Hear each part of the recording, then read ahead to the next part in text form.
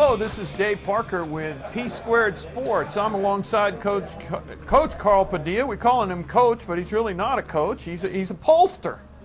And the guy's been around high school football for a long time. He's an old Churchillian. And we've just been a pleasure dealing with Carl. Carl, welcome. Thank you, Dave. Thank you. Great to be here. You know, you have the Padilla poll. Why? Well, a long time ago, several coaches from the Valley and from San Antonio came to me and said, you know, there's a need for someone else to get in this business. And we think you got that kind of screwy mind to make this work. And it took several years. So who is Carl Padilla? What's your background? Well, you know, like you said, Churchill 72, first time we ever won district in any team sport, baseball, that year when I was a senior. After that, my dad had a machine shop, so I worked for him for several years. And then he had this wild idea about getting into something where it would cash flow better than a machine shop. Okay. And so we got into McDonald's. Okay. And when we got into that, the questionnaire said, you know, name 3 places where you would go. And so obviously we wanted to stay in San Antonio, but said that's not going to happen. So we put the Valley next, and so that's where we wound up. Okay. So we were down there about 20 years when all this happened. Actually, the Padilla poll, a short version of it happened in 1991. A new coach came to town. His name was Jim Height. Really? He had come from Gadsden, New Mexico, or actually Goddard, New Mexico at that time. And the bigwigs in town said, you know, who can host a luncheon for me? And so they all told him my name, so I'd go over there and I'd do a Region 4 Padilla poll. Cool. And that year they went 12-1 and lost to Madison at Buck Stadium. Well, of course, they were undefeated all season long, but Marshall went to the finals that year. So I basically had Marshall #1. I never had Wesley go #1, even though they were undefeated. So you want to talk about a rough crowd, they would throw knives and forks at me after the top 10 was announced at lunch. So you were in the restaurant business for your major part of your career. What have you learned watching these high school programs? I mean, you saw kind of McDonald's and a lot of the training and a lot of the kids, really a lot of kids work at McDonald's. How do you compare the athletes that you see to some of the kids that you were employed at in your restaurants? Well, you know, it's one of those things where you know that a lot of times the high school kids who are involved in more than one activity, whether it's cheerleading and athletics or, you know, football and McDonald's, they're just better workers. You know, they know they have to put everything in a box and fill it at that time.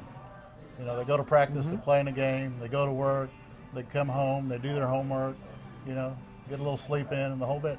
So they, you know, we've always, when we were at McDonald's, wanted to get the kid that was involved in something else besides just going to school.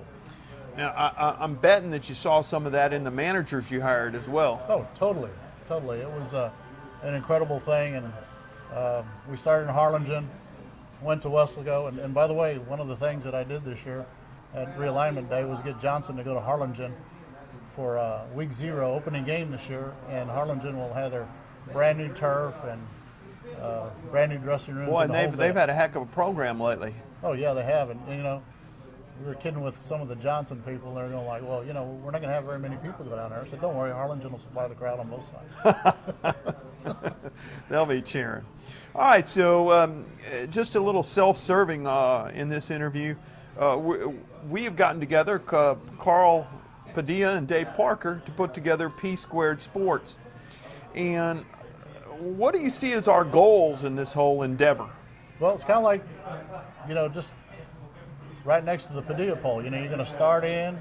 Not too many people know about PSquared, but as time goes on, with I think our reputations and I think the quality of product and how we care about kids and want to get involved in everything, I think it'll take off and turn out to be something that'll be long running and well worth the effort and how everybody comes to it.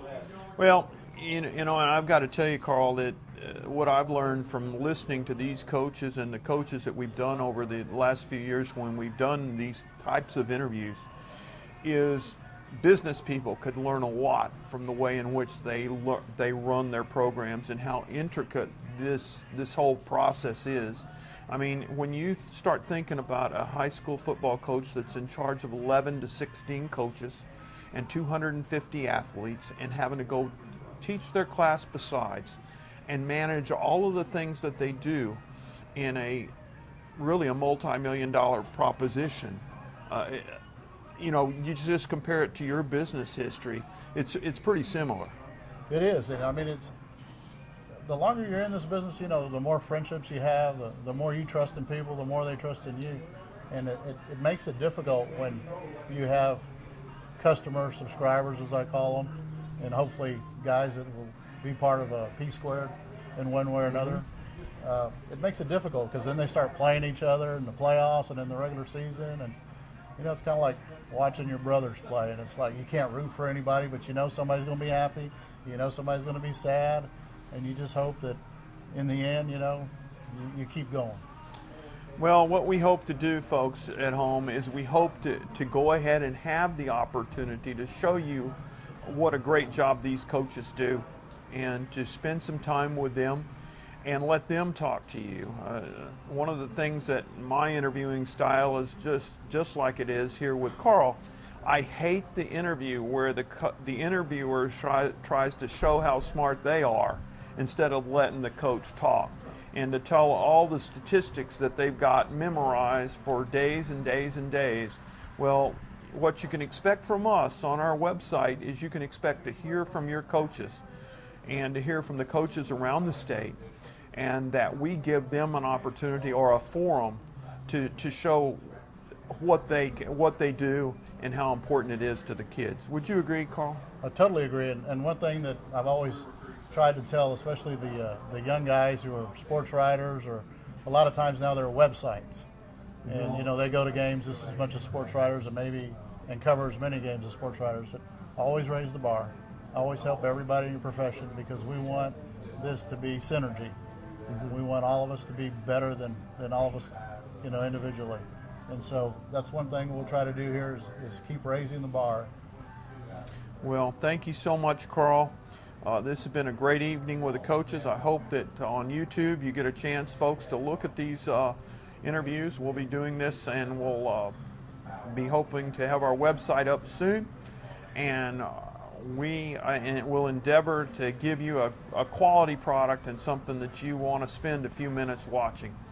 So thanks so much to Carl Padilla for the idea to get this thing going, and we'll see you soon on PSquared. And if you don't see us here today, you're going to see us at a football game somewhere all over the state. And Carl is going to be in his Lincoln Continental driving to how many different stadiums last year? It was only 37 last year. Only 37 different stadiums. How many? 65 games. How many miles? 8,200. 8,200 miles going to high school football games across the state of Texas. And a special shout out to our cameraman, Marcus Floyd, tonight. Putting up with us and doing all this great camera work. Marcus Floyd has done a great job, and we hope to have him involved in this endeavor long term. Thanks so much, folks. This is Dave Parker and Carl Padilla on the PSquared Network.